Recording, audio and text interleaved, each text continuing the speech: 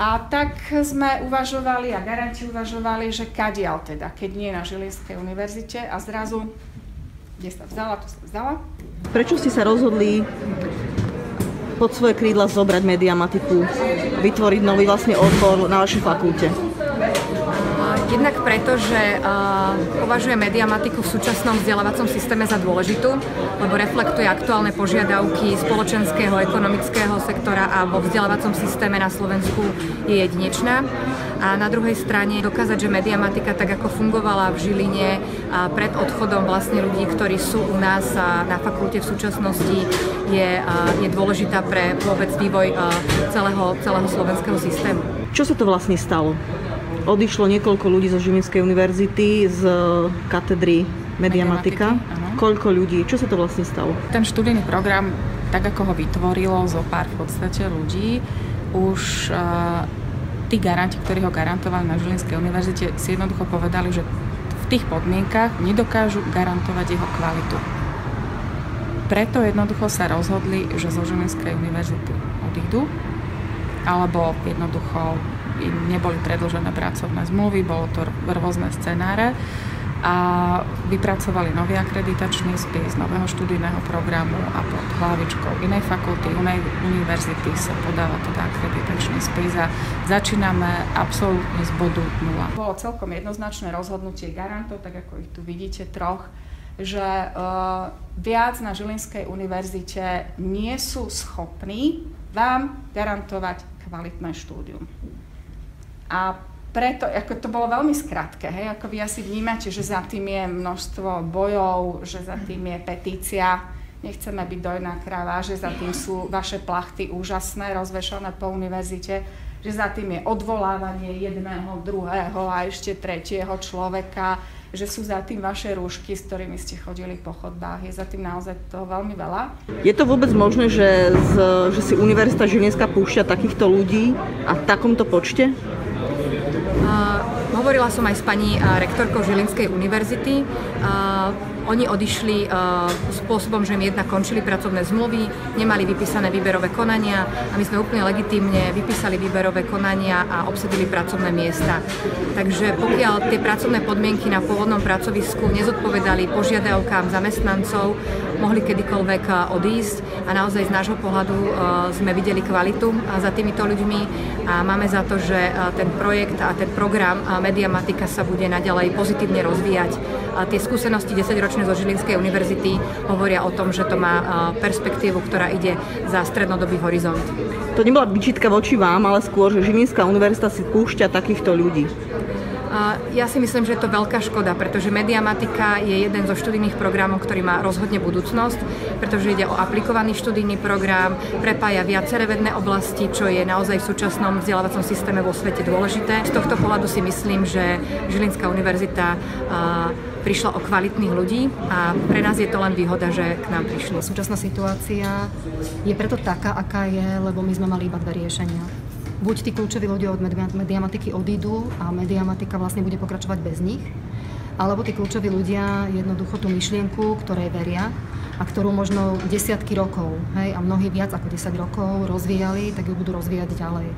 A my sme si vybrali tú cestu a dlho sme zvažovali, či skrátka to necháme tak, alebo či tú mediamatiku ďalej rozvíjať budeme a budeme sa snažiť. Nemáme študentov, nemáme akreditáciu, ale napriek tomu veríme, že to všetko vyjde a že akreditačná komisia rozhodne objektívne a spravodlivo a tí študenti, ktorí tu dnes boli, potom budú môcť prísť za tými vyučujúcimi, ktorí ich učili predtým v Žiline. Keby ste mali v dvoch vetách povedať, čo bol najväčší problém, prečo ste odišli a mnohí odišli, v dvoch vetách. Už téma sa medializovala veľakrát, ale keby sme to mali zhrnúť do dvoch viet, tak čo poviete? Prvá vec, že naozaj sa nedokázala garantovať kvalita. Čiže my čokoľvek sme sa snažili pre študentov vymyslieť nové, tak nám to nebolo povolené z nejakého dôvodu. Tie dôvody boli rôzne.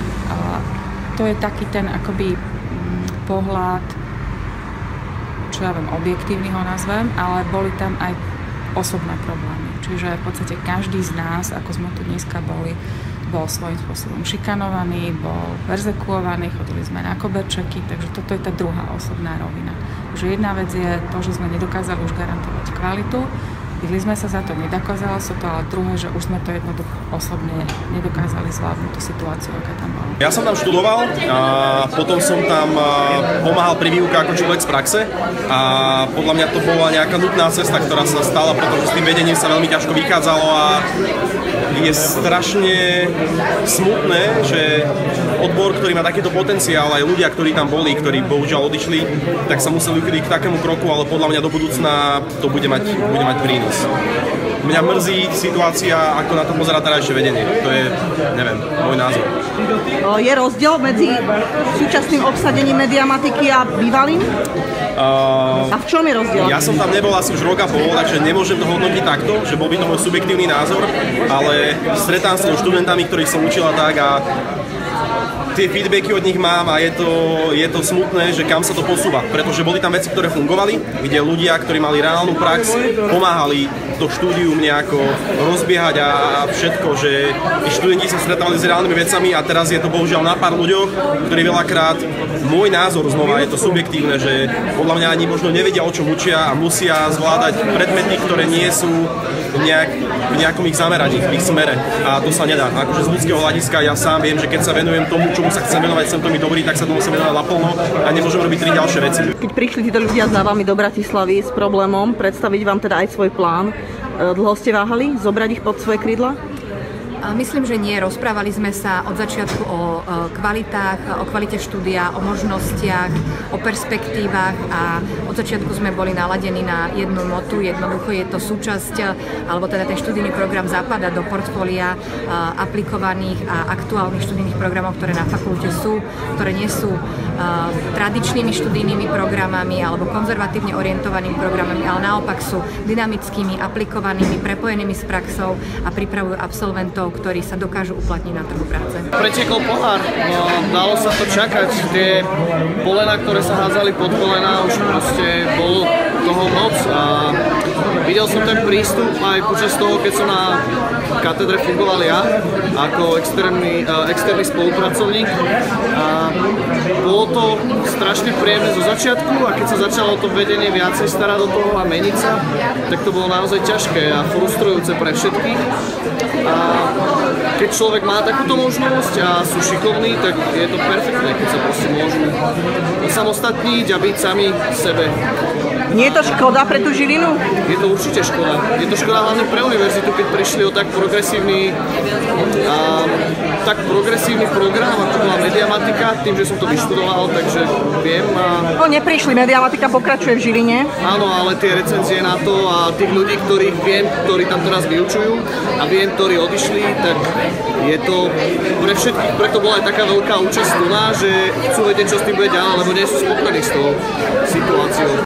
Koľko ľudí odišlo z katedry a aj možno aj z fakulty v tejto súvislosti a koľko teda sa uplatní, vy dúfate, že prejdete akreditáciou na novej fakulte? Boli to rôzne scenáre, akože aby som to nepaušalizovala, to znamená, niektorí ľudia priamo dali výpovede, niektorým neboli jednoducho končila pracovná zmluva, takže nebolo vypísané výberové konanie, ďalší sa sami rozhodli, niektorí dostali priamo výpovede, takže... Koľko je to ľudí? Z katedry mediamatiky ja skúsim počítať, to znamená profesor Konvit, docent Perenička, docentka Jasečková, ja, doktorka Katuščáková, doktorka Jakubíková, doktor Piaček. Pardon, profesor Katuščák, takže 8 ľudí. Z katedry, iba z katedry. Koľko sa uplatní na tej novej fakulte? Na novej fakulte začína 5 ľudí. Aká je vaša osobná cesta?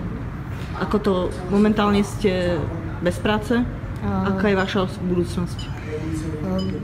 Ťažko povedať. Aj z tej diskusie, ktorá dneska prebiehala, je jasné, že je otázka, kedy ja budem možno súčasťou toho pracovného tímu, ale musím povedať, že to bolo moje vlastné rozhodnutie, pretože v okamžiku, keď sme začali komunikovať s pani dekankou Mokrou, tak bolo jasné, že len 5 ľudí môže na začiatku pri tej mediamatike byť. Takýto typ komunikácie, kedy vedenie sa rozpráva so študentmi, či už na formálnych forách alebo neformálnych diskusiách, je úplný štandard.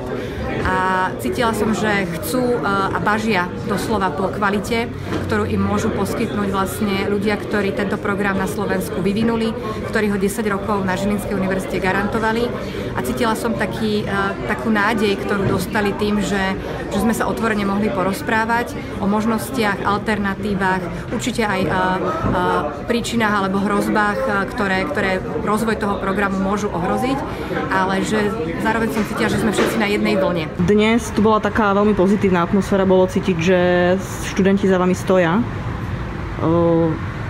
Nechcem povedať, že to bol nejaký nábor, to bola vlastne ponuka pre nich.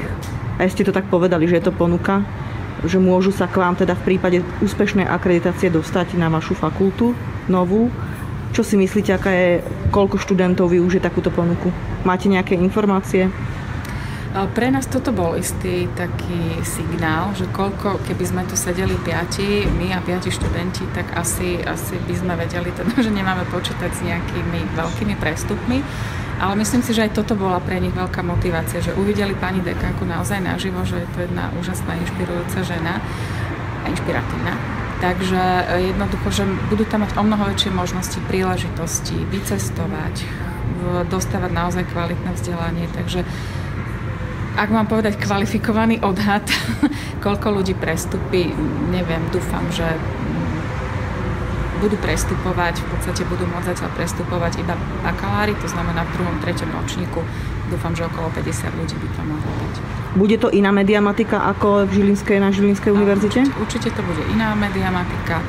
Dúfame, že o mnoho progresívnejšia, modernejšia, vyučovaná iným spôsobom, kvalitnejšie a viac do hĺbky.